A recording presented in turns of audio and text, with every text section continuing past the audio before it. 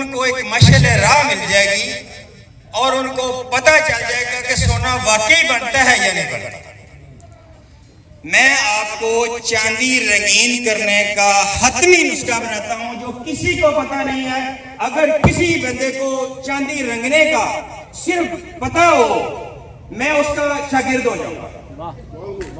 اگر کسی بندے کو میں اسٹیج پہ بولتا نہیں ہوں، جیسے ہی مجھے آج نجم الحسن صاحب انہوں نے مجھے زبردستی ادھر کر دیا ہے، میں نسخے بیان نہیں کرتا، میں صرف سنتا رہتا ہوں اور ہنستا رہتا ہوں۔ تو جناب چاندی رنگین کہتے کسے ہیں؟ یہ میرے علی شیر بھائی کے لیے ہے، یہ بھی کیمیا گری کے دیوانے ہیں، یہ کام بھی یہی کرتے ہیں۔ یہ ان کا کام جو ہے وہی نیارا سونے کا کام ہے، یہ سونے کو سمجھتے ہیں کہ سونا کیا اور چاندی ہے کیا۔ تو سجنوں تو متروں بات یہ ہے کہ چاندی کو آپ جتنا مرضی رنگین کر لیں یہ سونے میں ملنے کے قابل نہیں ہوتی۔ یہ میں سامنے سینہ ٹھوک کے کہہ رہا ہوں آپ کو۔ اگر کسی سنار کوئی ادھر موجود ہے یا کوئی سنار یہ بات میری رد کر جائے تو میں 1 لاکھ روپیہ انعام دوں گا کاؤنٹر پہ اینی ٹائم۔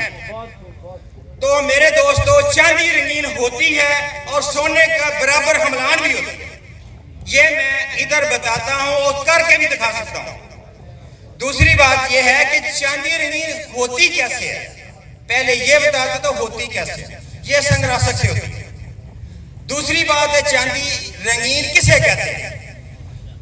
سنہری چاندی جو ہے وہ نکمی ہے آپ کی، جو سونے جیسی نظر آتی ہے وہ بالکل نکمی ہے، وہ سونے میں قابل عملان نہیں ہے۔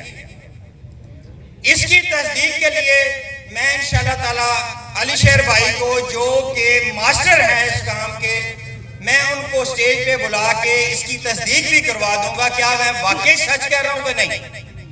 تو جناب جو چاندی سنگراسک سے رنگی جائے اور اپنا وزن پورا رکھے مگر اس کا رنگ تانبے کے معیار پہ چلا جائے، سرخ بالکل، وہ رنگین نہیں ہونی چاہیے۔ کوئی بندہ دیکھتی آنکھ سے برائے ملاحظہ اس کو تانبا ہی سمجھے تو وہ برابر کی حملان ہو سکتی ہے، بقایا اس سے کم رنگ کی چاندی کوئی حملان نہیں ہو سکتی۔